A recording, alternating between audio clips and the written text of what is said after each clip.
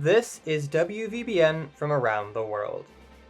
Our top story follows the continued Allied aggression against Nordic countries, as forces continued to push through Norway and into Sweden, drawing the famously neutral country into conflict as it too declared war on the Allies.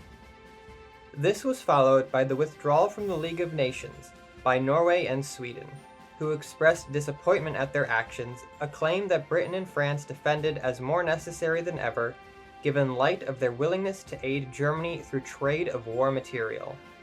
They also blamed Denmark for joining with the Germans and motioned for them to be kicked out of the League. The United States condemned the actions of the Allies, stating that trade with the non-belligerent nation was not a cause for war, and warned that any nation attempting to inhibit American trade with Norway would be looked upon poorly. The Soviet Union proclaimed that these actions were further evidence of capitalist power fantasies, and that communism would be the savior of the downtrodden of the world. The members of the Greater Balkan Neutrality Pact opted to simply observe the situation as it continued to unfold.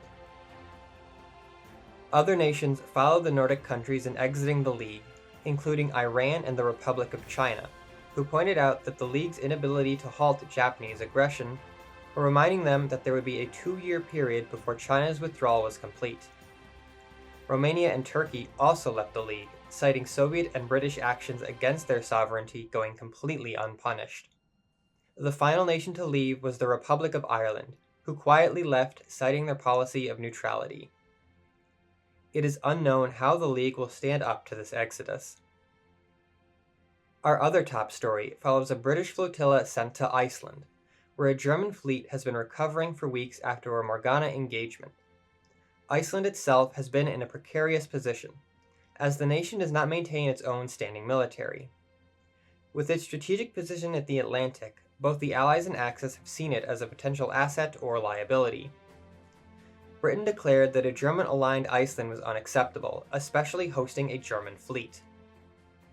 The United States pushed for Iceland to be allowed to vote for its own future, and to the relief of many, the nation voted both for its independence from Denmark and to allow the construction of an INPF base in one of its harbors. This led to the German flotilla, already under INPF flag, to be the first protectors of the country. Additional assistance was requested of them in the expansion of port facilities, and so the Germans prepared for their next moves. The British have been under pressure from their government to remove German threats from the seas, and as the German fleet was trapped in Iceland, a British fleet was sent under the command of HMS Hood to secure their surrender or annihilation. Hood led 3 heavy cruisers and 7 destroyers towards Reykjavik harbor, where the small German force of 2 heavy cruisers, 2 light cruisers, and 4 destroyers was moored. The British cut off all exits and the Germans prepared for the worst. The stalemate was broken when Hood requested a German representative to be sent to meet her. Graf Spee sent Dieter von Roeder as an emissary, who was received by Hood herself. Through a string of insults against Dieter and her fellow German ships, she announced that London offered the fleet 3 choices: to join her under British command, to surrender to a British port, or surrender to the Americans for exclusive use against Morganas. An implicit 4th choice was destruction. She gave them 6 hours to decide, and left whilst complaining of the insult of receiving a lowly destroyer as emissary. The Germans were able to cable to Berlin, who ordered the fleet to stall for time while preparing for possible combat. Spee and Hipper convened, deciding to push for further negotiation with Hood as Hipper sailed out to parley with her. Hood accepted, and while separating the two from the rest of the fleet, ordered the remaining British ships to close in on the Germans. 2 hours passed with no success from Hipper, when Hood decided that a show of force was necessary against, quote, the Huns. She ordered her destroyers to fire a warning salvo above the German fleet, shocking them and inadvertently destroying a church, post office, and multiple houses in the city. Hood herself was seemingly surprised by the destruction, while Hipper retreated back to the port and readied a suicidal attack against the British. Seconds before disaster, a voice called out over the harbor.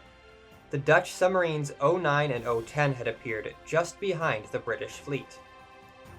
09 stood atop her ship, the picture of class and aristocracy, a young lady adorned in orange. She jokingly tisked Hood for her, quote, British hospitality, and while sporting neutrality flags, relayed a message to Hood from her very upset government, while embarrassing both Britain and the Netherlands with her actions. She finished with a thinly veiled warning that both submarines were quite tired from fighting Morgana, and would be upset if they had to engage in further actions. Hood could only look stunned as more messages came from London, prohibiting her from attacking Icelandic ships and to avoid destroying more infrastructure. As Hipper snuck away in the confusion, Spee broke off her preparations to begin assisting the people of Reykjavik from the attack. Leipzig's crew began search and rescue operations, while Hipper ordered the ships not to engage the British or Dutch. Spee herself managed to manifest farther inland than any bell had been known to save people from the burning rubble. These actions completely changed the outlook of the locals about the Germans. Where they had been seen as a threat to Icelandic stability, were now rescuers from disaster. The Germans enjoyed much better treatment in the days that followed, while the British remained moored a sizable distance away from the Germans as both sides waited for further directives. Iceland itself formally called upon the governments of the United States, Italy, and Soviet Union for defensive and diplomatic arbitration. In Sweden, a declaration of neutrality was soon irrelevant as British troops crossed into Sweden at Bjornfjell, pushing farther towards Swedish iron mines. A German contingent of Gebirgsjäger ambushed them from behind, while a Swedish force quickly mobilized to surround the British troops. A declaration of war soon followed, and protocols with Germany would allow the transit of troops into the nation to fight the Allies. While Norway did not formally request assistance from the outside, it would allow foreign forces fighting the Allies to operate within its borders until Norway could be fully liberated, and Soviet supplies were welcomed as they began to flow towards Tromsø. Romania appealed to the Greater Balkan Neutrality Pact to join against the Soviet Union's ultimatum for Bessarabia, a request that was unanimously granted. German diplomats were summoned and requested that Romania not be allowed in the pact, but rescinded this after secret talks with Romania, instead offering to mediate future conflict with the Soviets. Preparations began to combat both the Soviets and the lingering effects of disease. In the Americas, INPF officials relayed a story from Ecuador. A group of refugees from the Galapagos Islands had been kidnapped by an unidentified Morgana who dressed in red, likely a Sin, until another Morgana appeared with a fleet of ships in a purple mist that was described similarly to Mischief.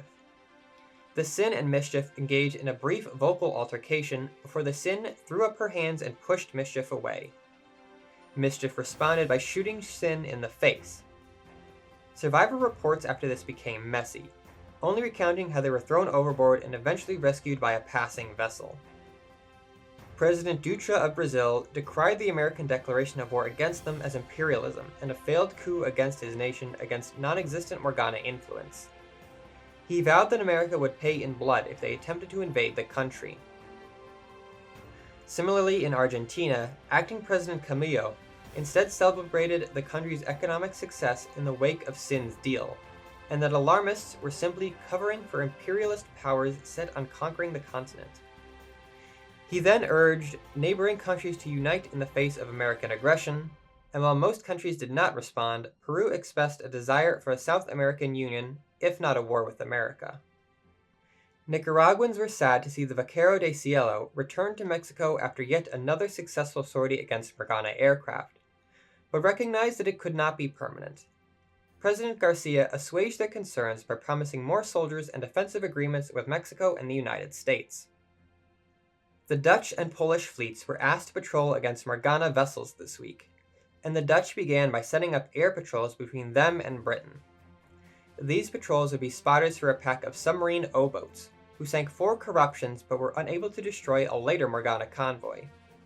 The only loss was of a reconnaissance aircraft whose pilot was later rescued. O-13 suffered engine trouble and had to slowly limp home, while O-9 and O-10 were dispatched to Iceland as emissaries for the newly independent nation and prospective INPF base. Polish forces sailed into the North Atlantic while a combined surface and submarine fleet consisting of 4 destroyers and the submarine Wilk. Bliskovica and Vicher would be escorting Burza and Grom and gaining some live combat training in a relatively simple duty. The first engagement was a lone cargo vessel. The surface ships began to pepper it with holes, while Wilk dove for an attack run. Her torpedoes obliterated the cargo ship, which also prevented any salvage from being recovered. The fleet's second engagement was much larger, consisting of 5 Morgana escorting 7 cargo ships. Bliskovica drew the enemy's fire while the others sank Calamity before disengaging. No further Morgana were sighted as the ships returned home. This has been WVBN from around the world.